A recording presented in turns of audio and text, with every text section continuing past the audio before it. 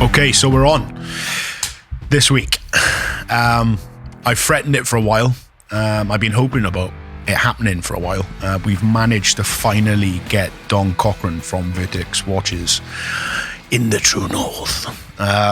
For those of you that don't know, Don is the owner of Vertex Watch Company based in London.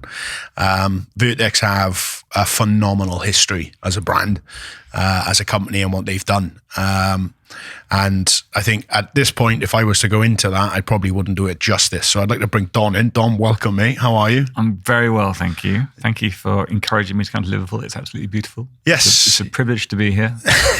For those of you who haven't been to Liverpool, and I haven't been to Liverpool before, it's really amazing. Yeah, it's really beautiful. It gets a bad rap, mate. It has for a long time, but there's so much history here. It's an interesting place. We had a little walk around earlier and took in some of the sights, and absolutely. Aside from a seagull trying to I'm cannibalize. ashamed of myself for not coming before. It's really cool. Yeah, sweet. Well, mate, it's good to have you. Thank you for coming in. What I like to do with everyone, mate, is basically start off, from the beginning. So if you could, please, where did you grow up? What's the story? Who is Don Cochrane? Okay, well, there's the Vertex story and there's the Don Cochrane story, and they're both intertwined, if you like, but they were separate for a while. So I grew up in London. I kind of grew up in media. My mother was a radio presenter, and my father was retired by the time I knew anything about anything. And so I kind of very much grew up in the media. I worked in the media growing up. So I started out as a video editor for an advertising agency. Then I became a television director and the commercial director.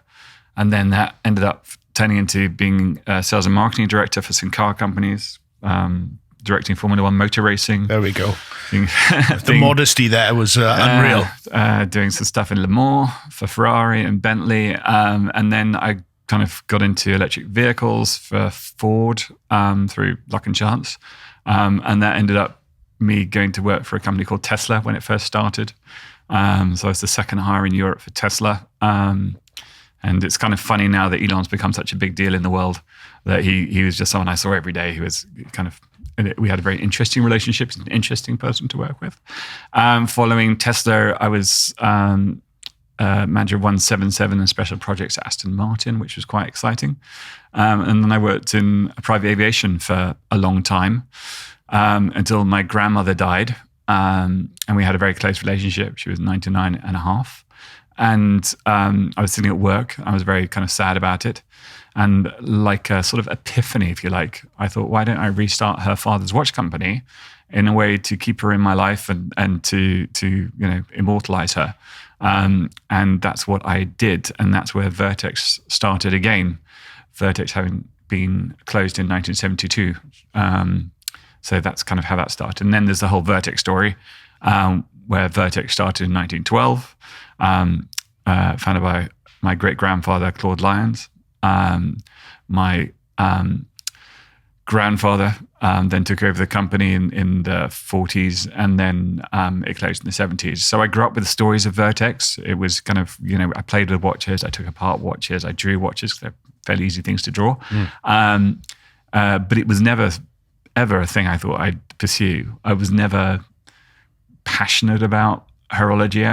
Like some people you'll speak to really love watches and can name every caliber of every watch that's ever been made and know the names of all the great watchmakers and stuff. That wasn't me. I like watches, but I really like storytelling. And one of the things that kind of inspired me when I started thinking about restarting Vertex was the Dirty Dozen story, which hadn't really been told that much when I restarted Vertex. So for those of you that don't know, the Dirty Dozen are the 12 watch manufacturers that were commissioned by the War Office during the Second World War to make watches for the British military. And it was the first time the War Office had really specified what they wanted the watch to be. So there's 12 watch manufacturers that made 12 watches that look very, very similar, almost identical. But the important thing about them is some of those watch manufacturers are quite big deals now. So Omega, Jaeger-LeCoultre, IWC, Longines. So for Vertex to be in that stable was great. So first of all, the watches that they made, we can talk about this in more, and tell me if I'm just talking too much. No, crack on, mate. I'm enjoying this. I'm enjoying the watches this. that they made, went on to do amazing things. They were on the wrists for soldiers, sailors and airmen who were started on, where we delivered watches before D-Day. So those watches were on the wrists of soldiers that fought their way out the beaches in Normandy and went on to liberate Europe and Asia. And those watches made definitive decisions for those people. And that's an amazing thing for a watch to do. I mean, it's real. It's got integrity. It's got a great narrative, and we're not making anything up. We're not taking anyone else's story. This is what we did. So I fell in love with that story. I fell in love with that watch at that point. And from that point on, it was just to be as honest and true to that story and to tell that story as well as I could. And luckily, because of my history in media, which was really telling stories, I was well founded to do that. So that's what I did. Mate, it's awesome. I fell in love with Vertex a number of years ago now, and the story and how you told it and how that brand has earned its credibility and its rightful place in history is absolutely phenomenal. And there's something about that Dirty Dozen watch, that M100 or the Caliber 59 that's so endearing to so many people. It certainly drew me in. The story that goes with it, but obviously the modernization on it, which we'll touch on shortly. But I've said it many times on this podcast, like, it makes no sense to have watches. We live in a day and age where our phones are connected to satellites, and having cogs and gears on the wrist is a crazy thing. However, this is a prime example of what I've referenced previously in saying that you can become emotionally invested in the stories. You become emotionally invested in what you're carrying around on you. And it becomes part of you, and you feel like it's got its own soul, its own body, it's its own thing. It sounds very romantic explaining it like that, but that's the only way I can do it. It's phenomenal. And just, your journey on it. I mean, first and foremost, when I grow up, I want to be you. That's quite a CV, mate. You know what I mean? But it's fucking hell, you can make it up. You know what I mean? Your great grandfather started this company when, 1912? Yeah. What was he doing prior to that? Because I think he had ties in with other watch companies. Yeah, so he started another watch company previous to that called Dreadnought, which also did very well, and it was very big. But he wanted, apparently, according to my uncle, who's thankfully still with us and worked for Vertex in the 50s, he wanted to move away from sort of a military name. Funnily enough, then we became known for making military watches. Of course. But at the time, it was the First World War, and they wanted to tell a story that wasn't so kind of war-focused. Yeah. And that's kind of how that happened. But so before that, I sadly never knew him. Right. And obviously, although I knew my grandfather really well, and we saw him every week, they're a big part of our life, I never really asked him a million of the questions I'd like to ask him now. It's so frustrating. Yeah. There are so many unanswered things. It's like the dark ages of watches in a long way, that whole Second World War period. A lot of the records that were to do with this that we know about now are mainly from the Swiss watch manufacturers, because they kept their archives. Yeah. The British military archives that related to war watches was really lost in 1976 in a fire at their Royal Signals. Really? So we have very little, and we piece together stuff all the time, and we're constantly working with military historians. So the MOD's got 2 military historians that are full-time just doing bits and pieces, and they're both always looking out for anything to do with watches for us. And then we've got some others too, and that's great. But it's hard to piece it together, and it would just been amazing to have had that direct conversation how do we get the watches to the UK? Because that's always been interesting, that some got flown over in mosquitoes, apparently, some got smuggled in a bus, some, there's all these stories that you hear, but there's very little kind of fact to hold on to. So you're constantly trying to find, I'd love to know when they were delivered. I'd love to know what unit they were delivered to. I'd love to know, all that stuff. And we've recently unearthed 2 documents which are quite useful, which we'll talk about next year for the 80th anniversary of D-Day. Yeah. But it's hard work finding that stuff. I know you've been trying to do that for a long time. We've known each other for a number of years now, and I know that's been top of your list of things to do. Yeah. Is dig out that history aspect of it.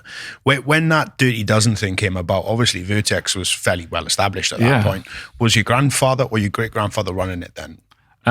So my great grandfather was running it then. Okay. My grandfather was fighting in the war. Of course, but he was doing requisitions, so he was kind of involved in kind of getting bits and pieces and doing stuff and things. Yeah. Again, I don't know enough about it because I never get to ask questions. Yeah. It's by all means, it's there's a mystique to it though, and not knowing. I think there's for you it's probably heavily frustrating, but for a lot of us it's kind of romantic. I've got this vision in my mind of someone flying a Spitfire and landing on a hilltop in Switzerland, and someone running out with a bread basket full of bits and throwing them in. Do you know what I mean? And hammering it back across the channel. Do you know? It's phenomenal.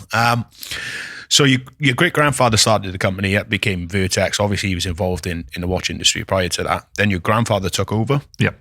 Post-war. Yeah, post-war. And he had the company then until the 50s? Until 1972. Okay. So we were doing fairly well. And in 1972, first of all, the quartz crisis was happening. So that was a problem for all watch manufacturing. And the lease on our factory in Hatton Garden had come up, and my grandfather just wanted to retire. Right. And so, watches weren't very sexy in the 70s. Nothing was very sexy in the 70s, to be honest. So they just shut it down. And again, when they shut it down, it's not like they archived loads of stuff. No. They just chucked it all. Yeah. And every now and again, my grandfather would turn up as I was growing up and say, I found some more watches that we didn't sell here. Have a watch. Wow. So I have a few watches that are new old stock, as they call it. In our collection. We have over 270 watches in the collection now, the vintage Vertexes. Obviously, they made a lot of watches over the years. And that's fascinating in itself. It's fascinating to see the artistry in those watches and what the trends were at the time, what was selling and that sort of thing. But nothing really has the depth and the gravity of the military watches for us now. Of course, yeah. We made some dive watches in the 50s and 60s, so you'll see some of that echoed in our modern dive watch. Yes. But it's, a lot of the watches we made have been based around the architecture and the DNA of those military watches from World War II. It's, you can see that in the designs, in what you've created. I mean, the M100 is more or less a modernization of the Caliber 59. Yeah. For those of you who haven't seen either of those, I urge you to head over to the Vertex website and have a look how that's been done. But then you've got the MP45, which was essentially an EOD watch. Yeah. And then you've got your diver, which harps back to those design cues of what you had previously. Yeah. So your grandfather run it then up until the 70s, and then obviously the lease came up in Hatton Garden, and it just stopped. That was it. Yeah. And until you picked it up. Absolutely. So I mean, I'd never thought about restarting Vertex until that day in my office. That epiphany, as I like to call it, because it really was that's a good idea. But I never ever considered it before that. Vertex, we hadn't kept the name, we hadn't kept anything. Luckily for us, the name, so there's a company called Columbia Clothing, which is a very well-known $1 billion American or Canadian, I think, sportswear manufacturer. And they had created their own Gore-Tex material, and they'd called it Vertex. Right. And when they did that, they trademarked Vertex for everything. So not just for clothing, but for watches and horological instruments, which is type 14 of the trademark registry. Yeah. And so in a way, they sort of protected it because no one else had been able to use it. So I wrote to them at the beginning. I went, I want to do this thing. You're not using it. Is there any chance I can use it? Blah, blah, blah, blah. And they're actually very good. They're a family company as well. They got it. I had to pay a little bit to move everything over, but that was it. So once I got that was the first step in restarting Vertex. And then the next steps were many and it's quite complicated. Yes. And I know you'd like me to go through those. Absolutely, mate. I mean, so this is really the nitty gritty of what this podcast is about. It's trying to understand ever so much how the sausage is made and how that decision-making process goes. I mean, starting a watch company is a fucking phenomenal thing to do. And the volume of things you have to leverage in order to make that happen, not only financially, but time. You have to sacrifice time with your family, your missus, your kids, etc., to make these things happen. And that has a massive knock-on effect. So this is the interesting side of stuff, not only the engineering aspect, but talk me through that process from saying, right, okay, well, Columbia's just written back to me. We've done our bit with legal. We now have that trademark. From here to, right, okay, I have a prototype in my hand. Yeah. Talk me through that process, mate, if you don't mind. Sure. So the first thing you need to start, I think, a watch company is a huge amount of naivety. Because if you had any idea how expensive and how complicated it was going to be, you wouldn't do it. Yep. And I was aware that I needed to have that naivety. So I was very blinkered when I started it. And purposefully, I still am. I don't really look at too much about what other people are doing. I don't obsess about the rest of the market. Just run your own race, as they say, and do that sort of thing. So I knew what I wanted to do. I knew I wanted to make a modern version of the M100 or the WW Cal 59. And I knew I wanted it to be at a certain price point and a certain quality. So I wanted it to be, at the £2,000-ish price point. And so to be at that price point, it had to be at the same quality as all watches in that price point. Okay. So that's where you started off. Then the next thing was, how big is it going to be? And a friend of mine that knows a bit about watches said 40 mil is the Goldilocks size. And I was like, okay, 40 mil. That's in my head now. It's 40 mil watch and it's blah, blah, blah. And then there are a load of what they call white label manufacturing companies in Switzerland who make watches for all sorts of people at all sorts of different levels. There's white label watch manufacturing places all over the world. You'll find them in Germany, you'll find them in France, and you'll find them in all over Asia. And a lot of the watches that you'll see that you can buy are from all those different regions, and where those regions are really dictates the price of the watch. Okay. Switzerland is the most expensive place to make watches, and then the level you want to make the watch will then dictate the price of the watch again. So, for instance, the caliber of the crystal you're going to use, the caliber of the case, the caliber of the movement. Now, people say you're using a Sleater 2060 in our watch, which is true. There's 7 different versions of that movement, 7 different quality levels of that movement. So the movement in our watch, even though it's a closed case back, is the top execution of that movement. So if you took the case back off, it's beautifully finished, it's got blued screws, it's got a different rotor weight, it's got different parts in it. So it's all movements are not the same. So you're constantly kind of scaling up quality levels and making, every conversation I had once I picked the company I was working with, the company I work with, as far as I'm aware, are the best in Switzerland. Every conversation was not, can we make it cheaper? It's, is that the best we can do it? Is that the best bit of that? Is that, it's all that sort of thing. And then you get to obsess about detail, and that's all you can really do with watches. Watches are tiny things, so everything on them is very important. And when you think about how many watches there are in the world, they're all, there's obviously some different shaped watches, but there's generally a round circle with some hands on it. And how different they can all look, and how different they can make you feel, and different iconography within them. Details are so important. So we went through a lot of designs. First, I worked with a lot of different designers. I think I worked with probably 11 different designers when I was trying to get, and they were all coming up with very similar designs because we were basing it around the WWW. And at first, I kind of wanted to move away from the WW a bit, or quite a lot. So it had its own, visual identity, and it wasn't, I wanted to pay homage to the WW, but I didn't want it to be a kind of just a copy of it or whatever. But then the more time I spent with the WW, the more I fell in love with it. The more I wanted it just to be as honest to that as possible. So then there are things like, if you look at any other Dirty Dozen homage watch, of which there are many by many different manufacturers, they all have fairly small sub-seconds, because the way the caliber of the movement, the sub-second hand is placed on the movement, it allows, you can't move that. That's where it's at. So that kind of defines how big that sub-second can be. So I fought them a lot on trying to make that sub-second as big as possible. So you'll notice on our watch, it's almost not quite the same size as the original WW, but as close as you're ever going to get. And that was important to me. The fact that the 7 and the 5 are cut and there's no 6 is really important to me, because that's what they did then, and that's an honest interpretation. And I think it works brilliantly. And I love how honest it is to the original design. Even down to the crown on the M100 is an exact replica of the crown on the original WW.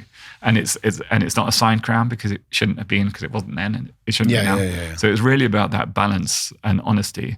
But then you get to do one fun thing, which is the molded superluminova. At the time we were developing the watch, that technology had just really come out. And one of the engineers was like, should we look at doing that? And I was like, we looked into it. And like, actually that, luminosity was a very key component of the original watch. Obviously, they used radium then. We're not allowed to use that anymore, which is why luminosity in many modern watches, they do light up in the dark, kind of. Yeah. But not great. No. And that's frustrating. And having the opportunity to use technology that might fix that without killing you was a really cool idea. Yeah, absolutely. So we did 3 different versions of that dial, one where everything was molded, one where just the indices were molded, one where just the numbers were molded, and it became clear that just the numbers being molded was the way to go for the balance of the dial. And then you put it all together, and then also you talk about development timeline and that sort of thing, because I had a limited budget to do this. I wasn't privately funded. I actually remortgaged our house to develop the watch. My wife's like, "You sure?" I was like, "Yeah, it'll be fine. It'll be fine. Don't worry. Don't worry. Have faith in the process. It's gonna be fine." I had to sell watches within a certain time frame, or we'd run out of money, and I'd be screwed. So you can play around with things for a point, but at some point you have to press go. Yeah. And then once you press go, there is a production timeline where they'll now arrive in this time. Now, I'm lucky when the M100 was made, that production timeline was pretty well known, and it was going to be 8 months. Now that timeline is completely screwed. And we try and put watches into production. They're like, yeah, you'll get them in May, and they turn up in December. Yes. And trying to control that as a company is awful. Yeah. But then it was okay. So we got your timeline, and you got that bit. You've got some prototypes. So you do some photography. Again, I don't know anything. So you look at photographers, photographic studios that had done watch work for other people that you respect, and you pay them way too much money to shoot some photos. And then you have to build a website. And at the time I started Vertex, you didn't have Shopify, you didn't have Wix, you didn't have these instant, like, I'll just make this website. Well, you kind of just about did, but I didn't have the knowledge to do it. So you pay someone a bunch of money to make a website, and that's expensive too. Yeah. And then you go out into the world to tell your story. And the thing that we're very lucky about is that the WW story hadn't really been told. The Dirty Dozen story hadn't really been told. And so lots of journalists found that a really cool thing to talk about. It's a nice, easy thing to write about. People are interested in it. It's like, oh, that's really interesting. Oh, I can collect some watches. I can buy some old Dirty Dozen watches and have a bit of a collection. It was quite a soft entry point at that time, because Dirty Dozen watches were £300, £400, £500, maybe £2,000 for a really nice Omega or Jaeger-LeCoultre. And so we got a lot of traction very early on. We had a great launch event. We were very lucky to do it at number 1 London, or Apsley House, which is a big house, and Duke of Wellington's house. Yep. Again, there was lots of luck that happened there. Again, we got that pretty much for free, and we got the booths for free, and we got everything else. So it looked like we'd spent a lot of this stuff is optics. You want to look like you're doing something amazing, and it looked like we'd spent a fortune, but luckily we didn't have to do that, and that was cool, and it was great. I'll just stop you there for a second. On the podcast that we did with Rob, I'm sure you guys have heard it already. We blew smoke quite heavily up your backside. So when Don refers to luck, it's not luck. It's, I think what I said previously, it's what you get for being a fucking good egg. And you are, mate. You're a good bloke. So when you're doing stuff like this, people get behind you, people rally behind you, and people try and help you out. So I just want to throw that in there, but please continue. Don't let me take you off your thank you. And then, so that happened. And then you go to market, and then you try and sell a thing, and you see it kind of grow. And, there were a few stumbling blocks at the beginning where we maybe marketed ourselves in a slightly too complicated way. But we kind of figured it out eventually. And then you kind of see the product grow and see it go out into the market and that sort of thing. But, the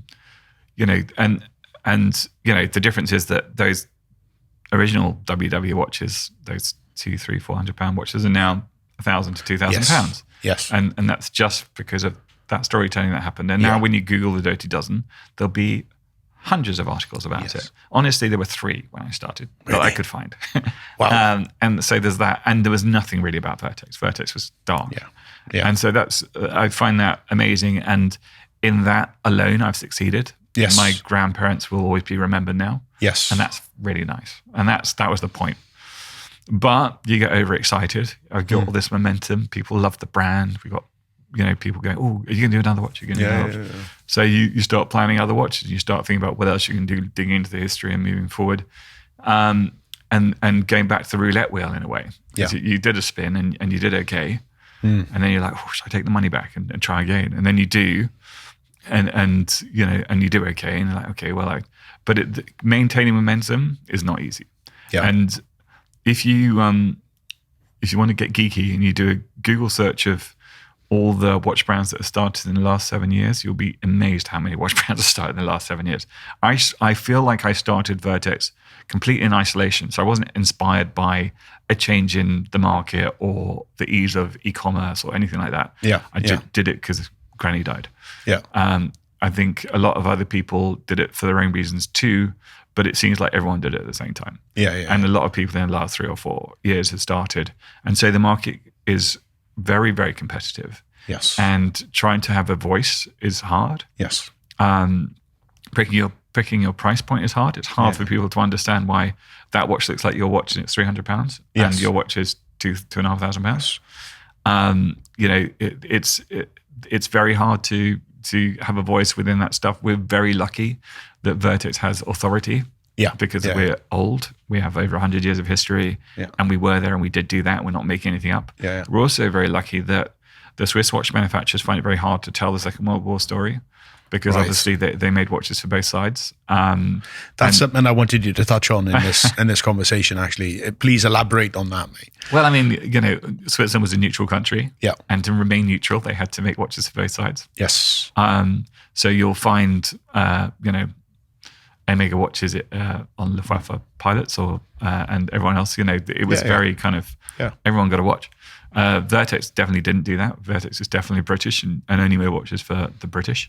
And that does give us a bit of strength in our storytelling, because we can tell our story quite hard. Yes. And it's really interesting to see how, I know Omega and IWC are quite desperate to tell the story sometimes, and they do shy away from it. It can become complex. And that's fair enough. It's difficult.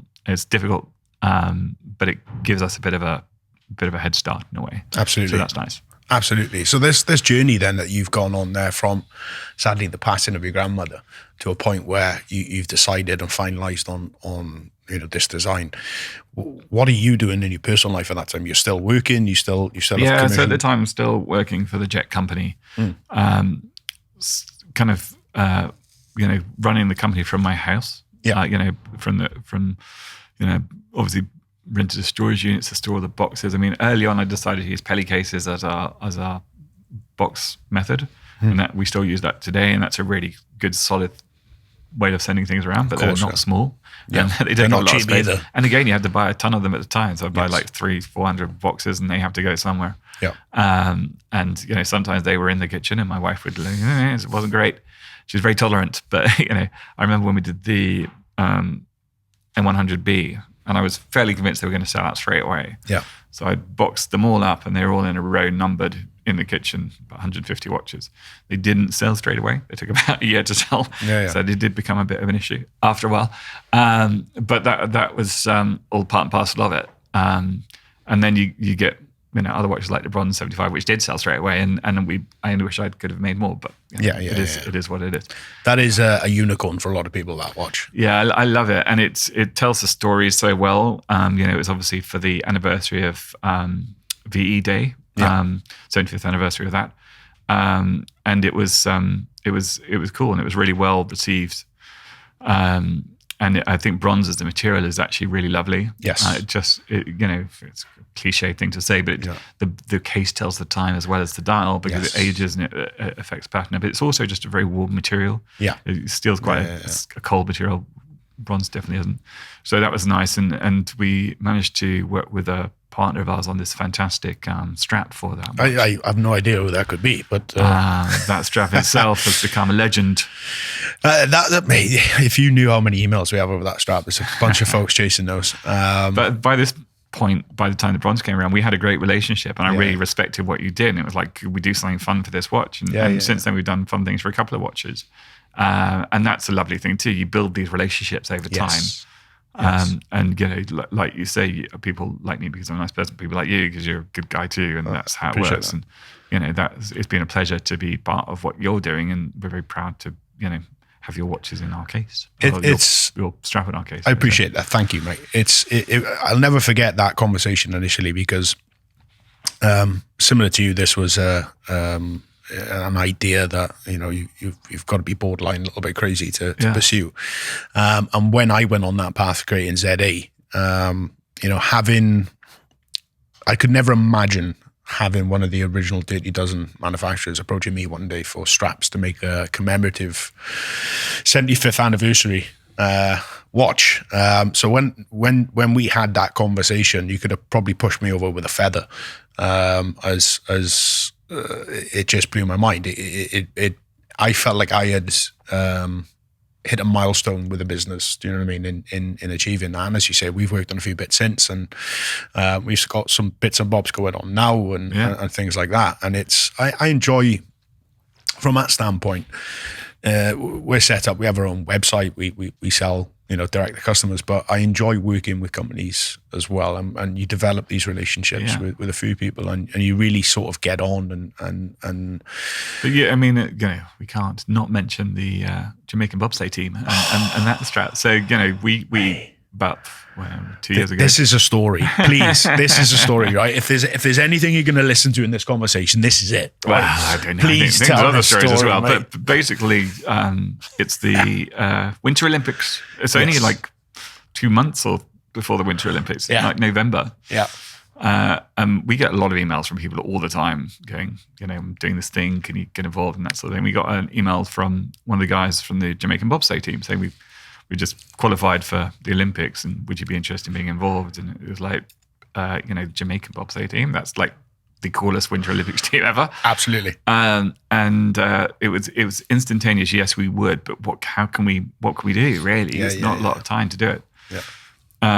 So we had a MP45 Arctic edition, which was a good watch to base something on. We very quickly worked out how we could change the dial enough to make it interesting by putting a little egg on it. A lucky egg. Instead of the broad arrow.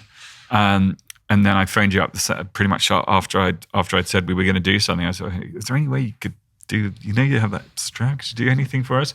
Within a day, he'd done something for us. I mean, we didn't have much time, mate. 'Cause I think you had that conversation on maybe it was on a Monday. They were about to leave. They were flying like 48 hours later, heading out with Beijing, I think. They were heading out 48 hours later. And I was like, shit, okay, how do we do this? Yeah. So again, figure it out, and that became phenomenal. And it was such a cool strap, and it was such a great. I mean, you delivered something awesome. It was exactly what we needed. It's iconic. It really is.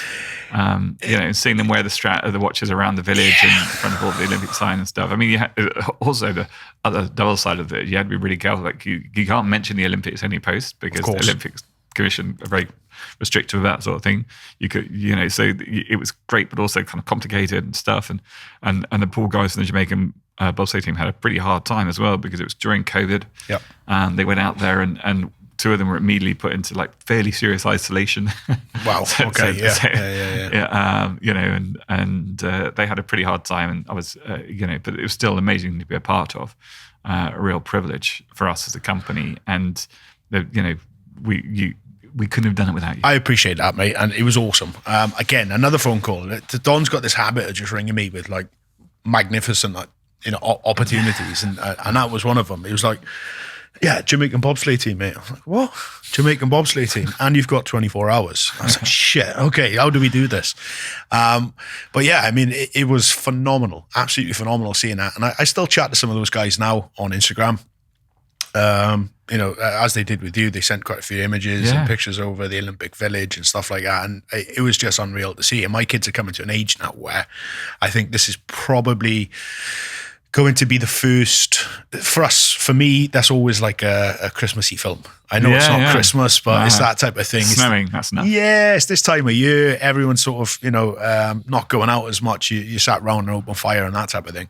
And that's when it'll bust out. So, this year is going to be the first time my kids, I think, will see that. And I'm looking forward to having that conversation with them after and going, have a look at these pictures, get your head around this. But yeah, mate, phenomenal. It's such a cool story. That is something that'll be, again, it goes down in the history books, doesn't it? Really, it's cool. Bringing us into that. To be a part of. We're very, we're very fortunate, mate. So thank you. Genuinely, thank you for bringing us into the mix of that. No, you're good. You're good. Couldn't have done it without you, mate. It's awesome. Well, we've got other things ticking on and other bits and bobs that we're trying to work on and figure out. And to release something soon. Yes, absolutely. By this time this comes out, it probably will be out. So. Yeah, I imagine so. Yeah, I imagine so. We'll keep that one under the lid of it for now, if you'd like to. I mean, that's, well, you can edit this bit out, but that's coming out next week. So, okay. Or being released next week. Well, by the time this comes out, that's probably a few weeks ago anyway. Yeah. So this isn't going out anytime soon. Yeah. So yeah, that'll be fun. But yeah, okay. So we've gone through the historic aspect of the family business, you coming into it, taking over, going through that bit. Obviously, you starting to flirt with weirdos with strap companies and doing collaborations and things like that and fun bits. Looking back on things, mate, if you could, right? First question: what are you absolutely happy you did?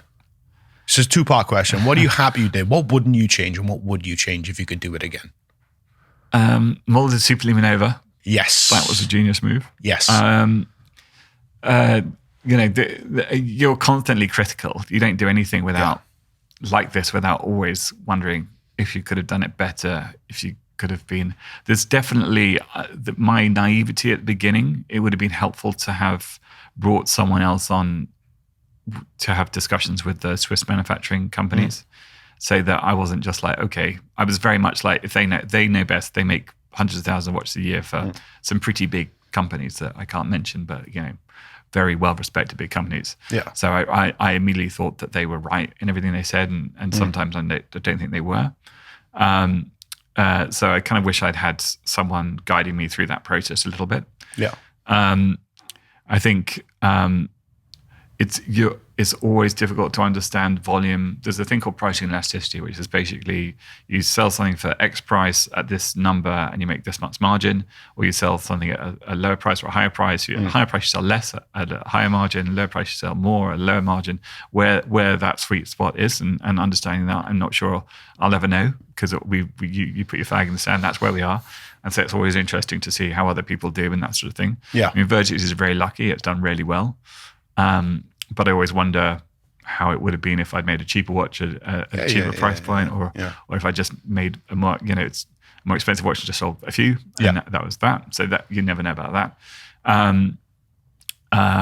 But realistically, I think we've done pretty well, considering how competitive the marketplace is and where we're at, and we're really lucky. And I think it comes down to having a good story at the beginning, that we got the traction that we got with the media, and that we still have those relationships with the media and people like Vertex. I think they like the fact that it's not bullshit, that it wasn't really a commercial venture when it started. It was really about creating soul and storytelling. It's very organic, mate. You've done it. It's very organic, and it's phenomenal. But yeah, I fell in love with the brand a long time ago, and I subsequently got to know you, and we've developed a phenomenal relationship. And how you've told that story, and it's not bullshit. It's the truth, because it's the process you've gone down with it, and the inspiration behind you. Just sat there going, "Fuck, how do I remember?" My grandmother.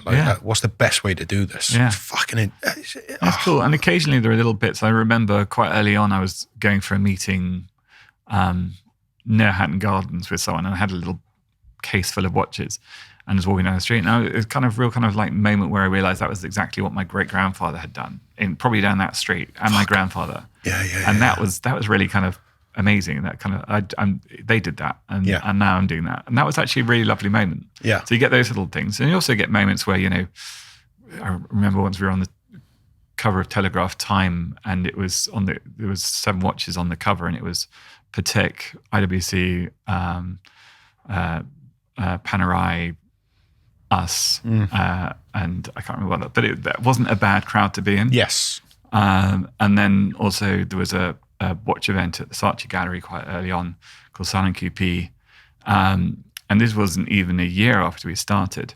And there's a little picture of me pointing at the sign on the thing. And again, it's Panerai, Blancpain, someone else, all big names, and Vertex.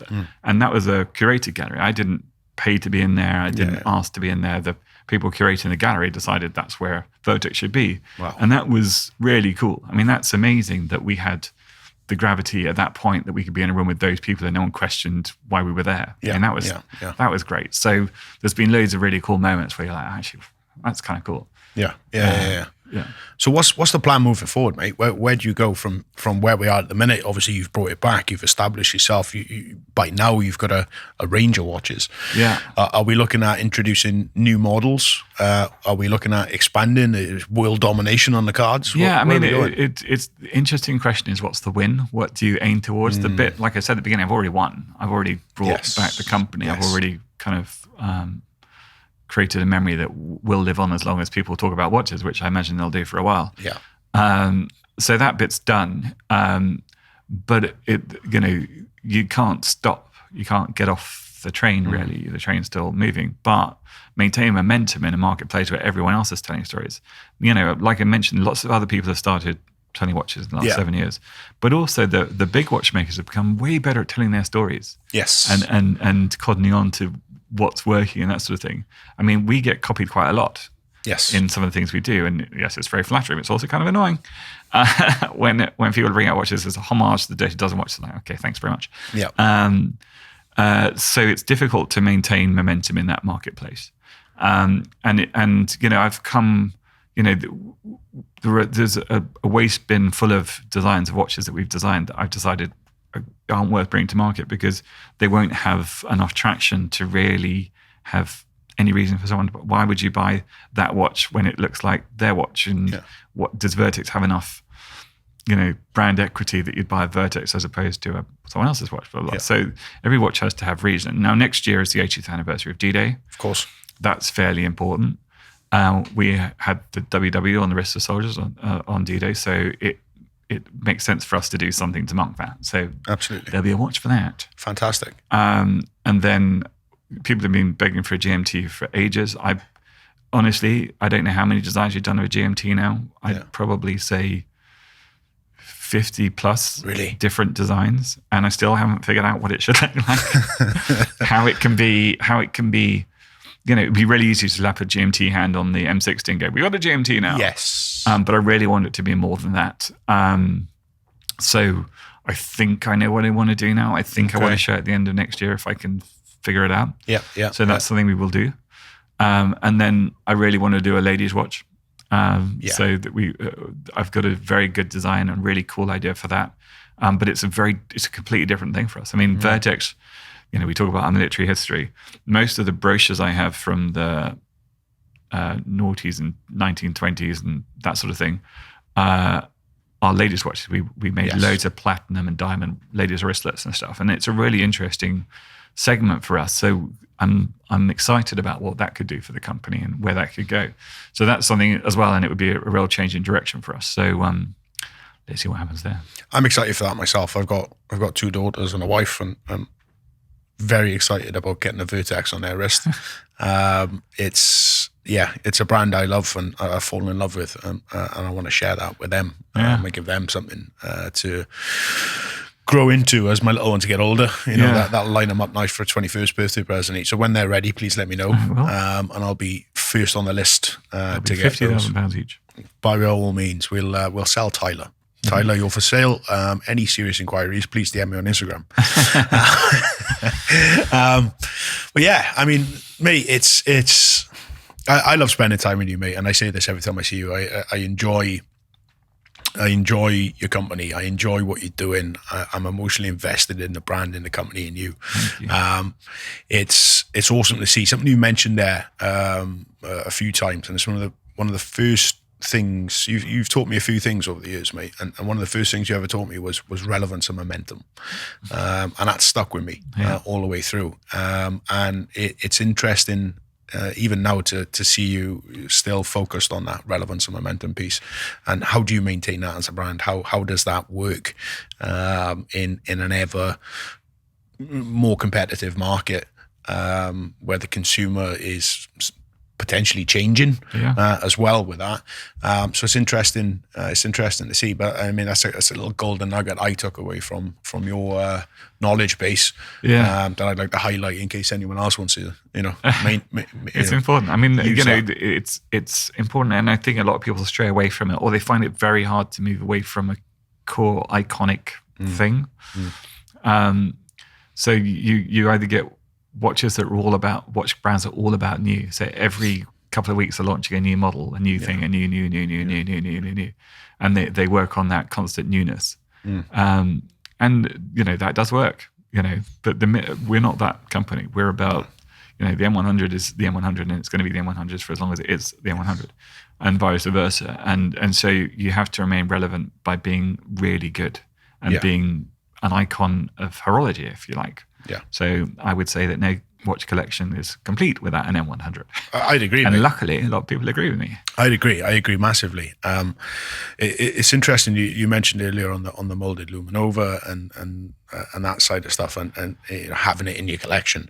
I remember. I think initially you loaned me one, I believe, for a period of time, and it was a number of years ago now. And it was there at the height of summer, and it was absolutely roasting. And as is the case for any dad in the summer, it's a challenge to put your kids to bed because they can't quite grasp that it's nighttime, but the sun is still out. And I remember spending the day in the garden with my eldest at the time. I didn't even think my little one would have been probably in a crib at the time, but I was trying to put the big one to bed.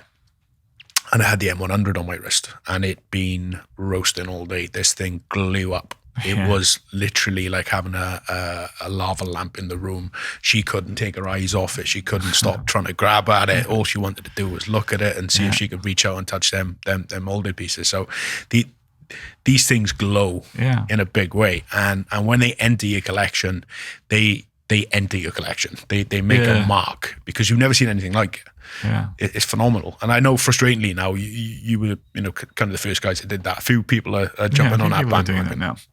And there's nothing you can really do about that. But it is, it's very flattering. Absolutely. But it is what it is. Absolutely. What amazes me is how people don't understand luminosity in watches, and how it's really easy to make a watch look loomy in a photograph because you've got a UV torch on it, and then you take the picture and it looks great. But different colors of dial change the luminosity of the dial massively. So if you got white lume, which is CL5, it's one of the poorest lume colors because the white molecules in the fabric of the lume, the resin, actually kind of stop the lume working properly. Right. Okay. So it'll glow blue, but it'll glow for like a third of the time as CL3, which is the one we use, and that sort of thing. So it's really interesting, how that all works, and how we have our mission statement, if you like, is purity of purpose. You make a watch that's meant to do a thing, and that makes the watch, if you know what I mean. It happens with a lot of military equipment. It's designed to do a job, and that's why it's good. It's like that's its job. Whereas a lot of people, you get overcomplicated, or it'll look great in that lume shot, but it doesn't work like that in real life. And we want it to work like that in real life. So that's why it does what it does, and that's why our lume color is the lume color it is. When it's not white, and people go, "Oh, why is it a bit greenish?" Because that's the best you can have. Yes. And I love that now, and I think everyone loves that now. Certainly the people that buy our watches love. Absolutely. But I'm always fascinated why there's another company that's just brought out a field watch with molded superluminova, and they haven't gone for that color, and so their lume doesn't work very well. And you're just like, well, you kind of missed the point there, didn't you? There's elements to it, mate, where there's intelligent design and there's emulation. And you see this a lot in the watch industry. And naturally, that's the way it's always been, even from, where you go on holiday and people are trying to sell you replicas or fakes. Very few people turn up with a fresh approach or fresh ideas on that type of thing. So when someone does, it becomes iconic and everyone tries to emulate it. And that's just the nature of it. But mate, it's been phenomenal to see how Vertex has